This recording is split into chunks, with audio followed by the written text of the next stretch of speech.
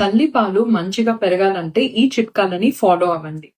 మొదటిది, తరచుగా 2-3 గంటలకొకసారి బేబీకి పాలిస్తుండాలి. ఒకవేళ గనుక ఏదన్నా కారణం చేత బేబీకి డైరెక్ట్ గా ఇవ్వడం కుదరకపోతే పంప్ అయినా చేస్తుండాలి. రాత్రి పూట ఫీడింగ్ అస్సలు స్కిప్ చేయకూడదు. రెండవది, స్కిన్ టు స్కిన్ కాంటాక్ట్.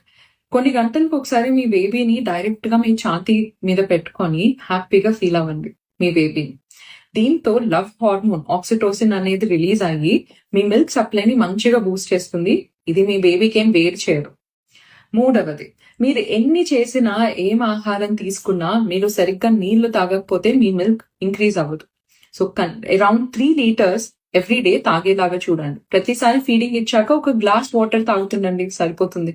నాలుగవది, తల్లి పాలు ఇచ్చేటప్పుడు నార్మల్ గా కంటే కూడా 500 to 600 క్యాలరీస్ ఎక్కువ అవసరం ఉంటుంది అనమాట. సో ఈ టైంలో కారప్పొడి అన్నాలు తింటే మీకు క్యాలరీస్ సరిపోవు. అన్ని రకాల ఆహారం తినాలి. మంచిగా పప్పులు, నాన్ వెజిటేరియన్, ఎగ్స్ ఇవి కూడా తినొచ్చు. ఐదవది, మీరు ఈ ముందర చెప్పినవన్నీ పాటిస్తూ దాంతో పాటు మీ ఆహారంలో ఇవన్నీ కూడా ఇంక్లూడ్ చేయండి. అప్పుడు మీరు మంచి రిజల్ట్స్ అనేవి చూడగలుగుతారు. ఒకవేళ కనుక ఇవన్నీ పాటిస్తూ కూడా మీ మిల్క్ సప్లై ఇంకా పెరగాలి అని అనుకుంటే గనక మీ డాక్టర్ ని సంప్రదించి సప్లిమెంట్స్ కూడా ఇంక్లూడ్ చేసుకోండి.